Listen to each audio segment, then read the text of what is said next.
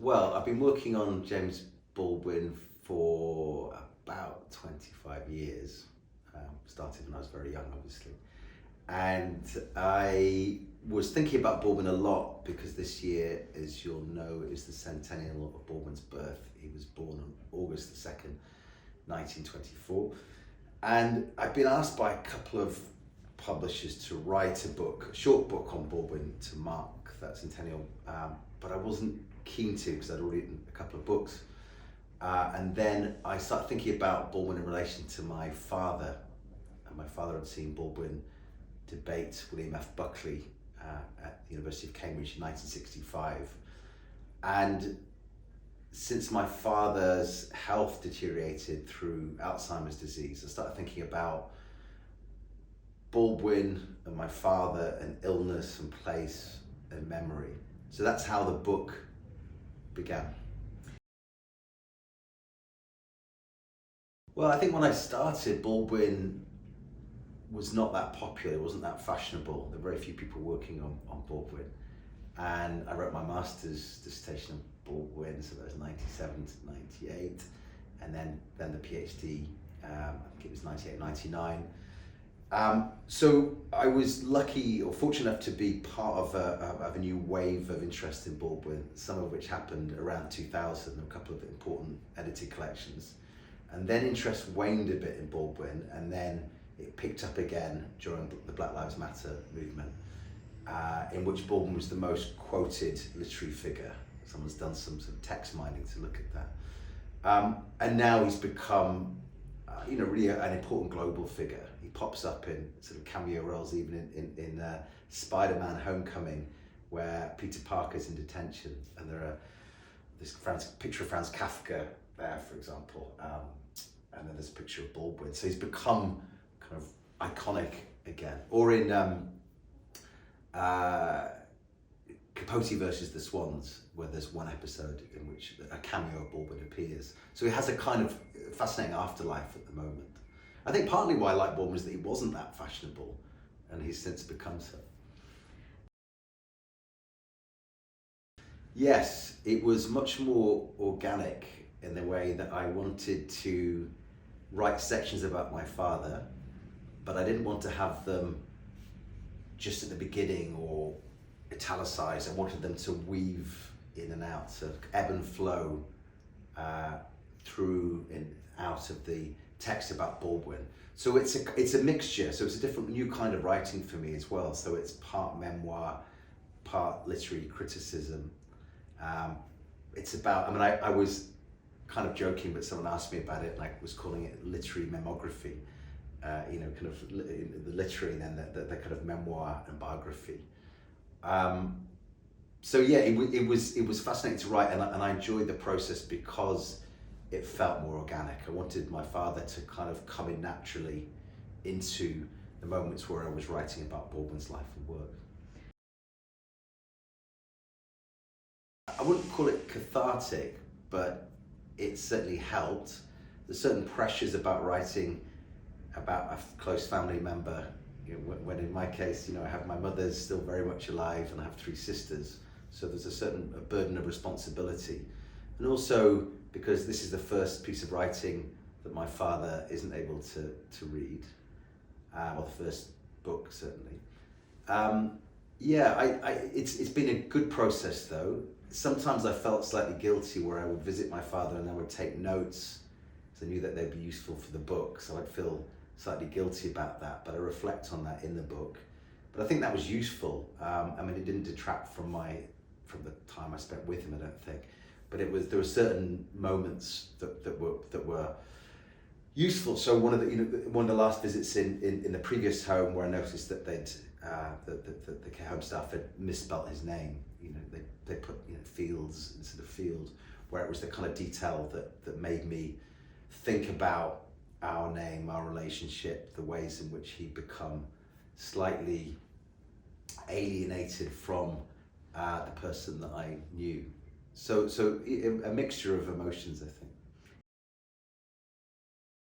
Yes, it's fascinating. So Baldwin was actually born James Jones, and his mother Burdis had Baldwin out of wedlock. the father, at least biographers aren't sure who the suspicions about who he might have been, but no one quite knew. And then Burdis married David Baldwin, who was a disciplinarian preacher and factory worker.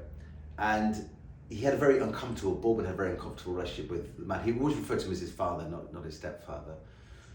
And there was a certain moment when Baldwin, who'd become a child preacher from the ages of 13, 17, was asked by his father, you need to make a decision, are you going to preach or write? And Baldwin at the age of 17 says, I'm going to write, and then he leaves home. And of course, the rest is literary history. The fractious relationship he had with his father, David Baldwin, was, in a way, it was kind of ameliorated by relationships he had with other father figures, in particular the painter Buford Delaney, who Baldwin referred to as his spiritual father. So he had people in his life that gave him the kind of support that he didn't always find at home. For this book, because it's a shorter book, it's about half the length of my previous book, which is a critical study of Baldwin. I knew that I couldn't cover all of Baldwin's work, so he read the 6 novels, lots of collections of essays, plays, poetry, etc. So for me, it was in a way the material kind of selected itself, because I was thinking about father's illness, family, place, memory. So I zoned in on those areas. There are other areas in which you could write dozens of books of Baldwin as a political figure, Baldwin as a pioneering queer writer, etc., or as a religious writer. So there are many books that could be written, but this is the one, the material lent itself to. I think if on the Baldwin front, I think there's the idea that Baldwin was a writer who was unafraid to tackle complexity, that he's a much more complex figure than he's sometimes painted as. And there's been a tendency to simplify and sanitize Baldwin. I've tried to avoid that. And in terms of the Alzheimer's, to share moments which are difficult, and they're difficult to talk about or to write about, but they're difficult to share some very personal bits as well. But I hope that aspect of the book will be useful, or perhaps even some comfort to people who are experiencing dementia in any of its forms, to close friends or family members. Yeah, I do. I talk a little bit about Baldwin in Britain. I mean, there was the debate in 1965 at Cambridge. Yeah, and I talk quite a lot about the ways in which Baldwin found it useful to live outside of the United States, and the way that he felt he couldn't really breathe inside the United States. He couldn't love within the United States. He couldn't have erotic encounters with the United States easily, and that living abroad gave him a critical distance. Only do it if you feel it. I think it's really important that you have to make sure that it works for you, because I think readers will sniff out anything which is artificially put together. But I think if it has a kind of heart or soul of its own, the project will work. Obviously there's the writing and editing and so forth, but that's got to be at the core.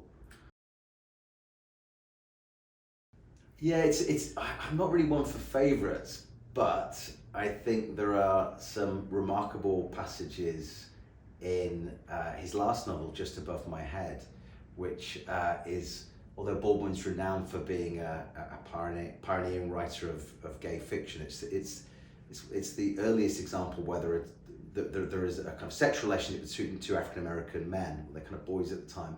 And there's some really tender, beautiful moments framed around the language of the church. And I like it as well because it's a novel which isn't discussed very much. There's a consensus that Baldwin had kind of lost his way.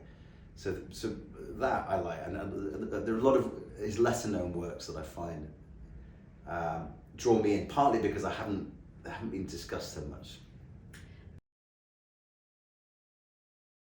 I think that perhaps his first collection of essays, Notes of a Native Son, where I think there are 11 essays, that, although it's very early writing, it comes out in 1955, and some of the essays are, of course, from earlier than 55, but there's something there where Baldwin talks about his refusal to be put into categories, and how artificial categorizing is, which I think is really important when thinking about identity politics, thinking about how there's a tendency, not just in literary studies, but societally, to put people into pigeonholes. So there's that kind of cry for complexity. And there's a quote that I always like about the United States of America, where he says America is a country devoted to the death of the paradox.